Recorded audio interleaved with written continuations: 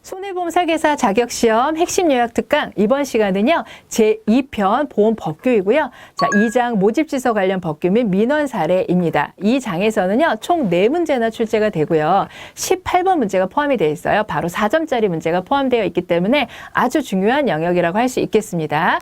자, 그래서 이번 시간에는요 우리가 첫 번째 완전 판매와 불완전 판매 사례에 대해서 알아보도록 할 거예요. 자, 두 번째로는요 실손의료보험하고 통신 판매 시 주의사항에 대해서 알아볼 거고요. 자, 세 번째로는 모집질서 관련 준수사항, 바로 보험업법에 관련된 부분입니다. 자, 네 번째로는요, 보험 모집질서 확립을 위한 노력, 상호협정에 관련된 부분입니다. 자, 그리고 다섯 번째로는 개인정보 보호에 대해서 알아볼 거고요. 마지막으로 장애인 보험가입, 차별 금지에 관련된 부분 알아보도록 하겠습니다.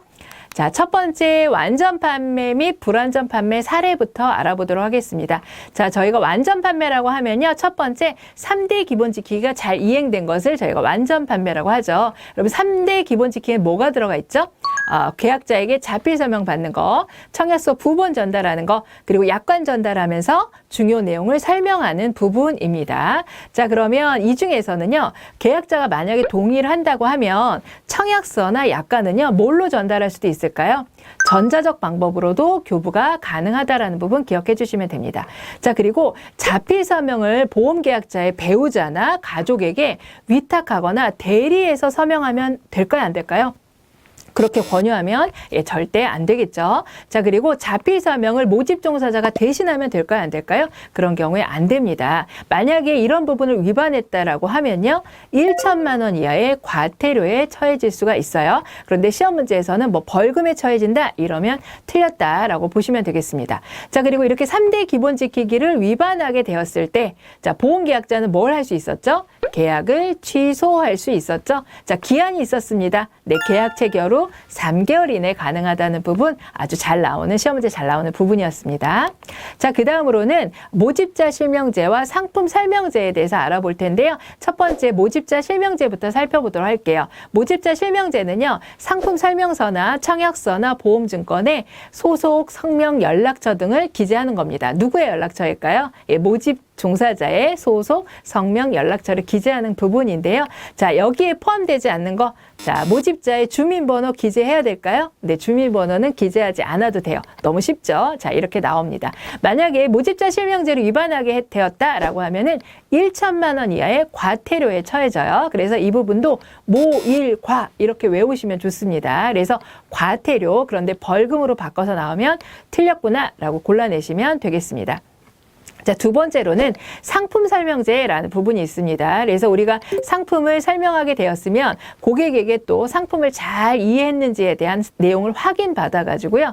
한 분은 고객에게 주고요. 한 분은 보험회사가 보관을 하도록 되어 있습니다. 자, 그러면 상품 설명제 같은 경우에 상품 설명서를 제공해야 되는데 제공하지 않아도 되는 계약이 있어요. 자, 그 부분에 있어서 시험 문제 잘 나옵니다. 첫 번째는요. 전문보험 계약자와 체결하는 경우에는 우리가 상품 설명서를 제공하지 않아도 됩니다. 자, 두 번째로는요. 최초의 계약을 하고 두 번째로 할 때 만약에 전년도랑 같은 조건으로 똑같이 갱신이 된다. 그걸 저희가 이제 갱신계약이라고 하거든요. 그래서 최초에 했다면 두 번째 연도에 전년하고 똑같이 갱신되는 갱신계약에 대해서는 설명제를 하지 않아도 된다라고 되어 있고요. 자, 그리고 매번 똑같은 조건을 정해놓고 계속해서 똑같은 계약을 체결하는 것을 저희가 계속계약이라고 합니다. 그래서 계속계약 같은 경우에도 상품 설명서를 제공하지 않아도 됩니다. 그러니까 포인트만 외워준다고 하면 전문, 갱신, 계속 이렇게 세 가지의 경우에는 상품 설명서를 제공하지 않아도 된다라고 기억해 주시면 되겠습니다. 자, 그 다음으로는 보험료 영수제도에 대해서 살펴보도록 할 텐데요. 보험료를 받는다는 거죠, 보험회사가. 자, 그래서 첫 번째 보험료는요, 현금 수납이 원칙이에요. 그런데 이제 다양한 형태로 고객의 편의를 위해서 우리가 보험료를 영수하고 있습니다. 자, 두 번째로는요, 원칙적으로 보험기간이 시작되기 전에 보험료를 받는 것이 원칙입니다. 자, 그런데 보험 기간이 시작된 이후에 받는 아주 특이한 케이스가 있어요. 그 경우가 어떤 경우냐? 보험료 정산 특별 약정서를 체결한 계약입니다. 그래서 저희 시험 문제에 보험료 정산 특별 약정서라는 기준이 어떻게 되는지 기준을 묻는 문제가 나오거든요. 그래서 보험료 정산 특별 약정서를 사용할 수 있는 계약은요, 과거 6개월간 월 평균 보험료가 500만 원 이상이고요. 월 계약 건수가 25건 이상일 때예요. 그래서 여러분들 요거 숫자를 따서 625로 외워주시면 좋겠습니다. 6개월간 25건, 그 다음에 500만 원. 그래서 외워주시면 자주 나오는 문제니까 여러분들 이렇게 기억하시면 푸실 수 있을 거예요. 자, 그 다음으로 해외에서 송금되는 보험료 수납은요, 현지 관례에 따르도록 되어 있습니다. 그리고 만약에 어음이나 선일자 수표로 보험료를 받았다면 이거는 언제 돌아와야 되냐면 1월 내에 결제되는 것으로 해야 돼요. 근데 만약 1월이 경과했다라고 하면 부도 처리되게 됩니다. 자, 보험료 영수제에 대해서 알아봤고요. 그 다음으로는 단계별 주요 설명 의무에 대해서 알아보도록 할게요. 우리가 단계별로 설명해야 될 의무는 크게 4가지 단계로 구별이 될 수가 있습니다. 우선은 계약 체결을 권유하는 단계이고요. 두 번째로는 계약을 체결하게 되고, 계약이 체결된 이후에는 만약에 사고가 발생하면 보험금을 청구하시겠죠. 그래서 보험금을 청구하는 단계, 그리고 보험금을 지급하는 단계, 이렇게 해서 크게 4단계로 각 단계별로 우리가 설명해야 될 주요 의무가 있다라는 겁니다. 그래서 자, 이렇게 나열해 놓고 맞는 걸 골라라고 했을 때 요 4단계를 설명한 부분이 맞게 잘 나옵니다. 자, 그러면 이 중에서요, 보험계약 체결 권유 단계와 보험계약 체결 단계에 구체적으로 어떤 것들을 설명해야 되는지가 이제 그 다음으로 시험 문제 잘 나옵니다. 자, 그러면 계약 체결 권유 단계에선 어떤 걸 설명해야 되냐? 우리가 보통 보험계약 체결할 때요, 보험 설계사분들이 리플렛이나 가입 설계서 가지고 와서 상품 설명해 주시잖아요. 거기에 나오는 사항들이 바로 체결 권유 단계에 설명해야 될 부분입니다. 그래서 상품의 내용이라든지 어떨 때 보험금이 지급이 제한된다든지, 뭐 주계약 보험료가 어떻게 되고 납입 기간이 어떻게 되고 보험료가 어떻게 되고 가입 금액이 어떻게 되고 이런 부분이에요. 근데 그 부분에 해당되는 대표적인 또 하나 시험 문제 잘 나오는 게요, 고지 의무 위반의 효과입니다. 그러니까 가입 설계서에는 고지 사항이 반영된 게 아니죠. 그러니까 향후에 고지 의무를 하게 되면 이 내용하고 달라질 수 있다라는 부분을 알려야 되겠죠. 권유 단계일 때요. 자, 그래서 고지 의무 위반의 효과는 체결 권유 단계에 설명해야 될 부분이고요. 해약 환급금에 관련된 사항도 보험계약 체결 권유 단계에서 설명해야 될 부분입니다. 자, 그러면 계약 체결 단계에 왔다라고 했을 때는 어떤 부분을 또 설명해야 되느냐라고 봤을 때는요, 보험계약의 체결을 대리할 수 있는지 여부, 그 다음에 보험계약의 승낙 절차, 이런 부분들을 우리가 설명해야 된다라고 보시면 되겠어요. 그런데 체결 단계에서요, 일반 보험계약자가 설명을 거부한다. 그러니까 체결 권유 단계는 이미 설명을 했잖아요. 근데 체결 단계에서 또 설명하려고 하니까 체결 단계에서 일반 보험계약자가 설명을 거부했다. 그럴 경우에는 생략이 가능합니다. 그러니까 체결 권유 단계에서는 설명을 생략할 수 없지만 체결 단계에서는 설명을 고객이 괜찮다고 하면 생략할 수 있다라는 게 중요한 포인트이겠죠.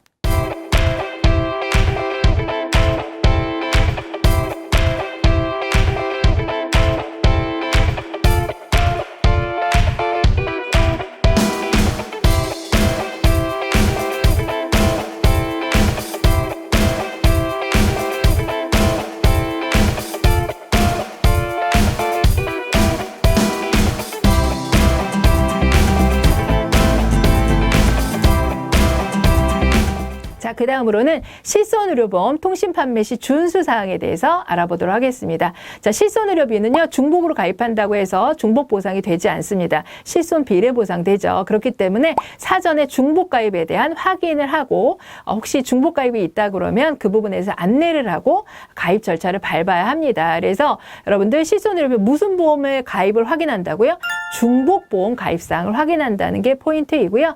자, 그리고 그 중복보험 가입사항을 확인하려면요, 이거는요, 고객의 정보니까 조회를 마음대로 하면 안 되고요. 조회 동의를 얻어야 하거든요. 그래서 조회 동의를 얻는 방법에 있어서는 공인전자 서명이나 유무선, 이런 서면, 이런 방법으로 동의를 얻어서 조회를 해봐야 합니다. 근데 여러분들 고객한테 구두로 동의 얻을 수 있을까요? 네, 그 부분은 인정되지 않습니다. 자, 그러면 실손의료비 판매 절차를 한번 정리해서 말씀을 드리면, 우선 우리가 가입 설계서로 고객에게 안내를 했어요. 그래서 고객께서 실손의료비를 가입하겠다라고 하게 되면 중복가입사항에 대해서 반드시 확인해야 됩니다. 그런데 마음대로 확인하면 안 되고 뭘 먼저 해야 된다? 고객에게 조회 동의를 받아야 한다. 그래서 중복가입 조회 동의서를 진구하게 됩니다. 그래서 사인을 받고요. 그 다음에 중복가입에 대한 조회를 하게 됩니다. 그래서 만약에 중복가입사항이 있으면 어떻게 돼야 될까요? 비례보상에 대한 안내를 드리고 잘 설명한 다음에 최종적으로 어떻게 하면 될까요? 청약서를 발행하게 됩니다. 그래서 이 순서대로 나열하는 부분이 시험 문제에 아주 잘 나오는 부분입니다. 자, 그 다음으로 통신 판매 시 준수사항에 대해서 알아보도록 할 텐데요. 통신을 이용하여 모집하려는 자도요, 보험을 모집할 수 있는 자이어야 합니다. 자, 그리고 청약의 내용을 확인, 정정, 철회하고자 하는 경우에 통신수단을 이용할 수 있어야 합니다. 그래서 계약을 할 때만, 신계약을 할 때만 통신수단을 판매하는 게 아니고, 그렇게 판매를 하였다면 그 이후에 정정, 확인 이런 절차들도 전화로 가능해야 된다라는 얘기고요. 자, 그리고 통신수단을 이용하여 만약에 해지를 하고자 한다. 그 경우는요, 해지는 아주 중요한 사항이기 때문에요, 계약을 체결하기 전에 해지에 대해서 미리 동의를 해야지만 계약 중간에 해지를 할 수가 있습니다. 그러니까 해지는요, 언제 동의해야 된다? 사전에 동의가 있어야지만 전화로 해지가 가능하다라고 보시면 되겠습니다.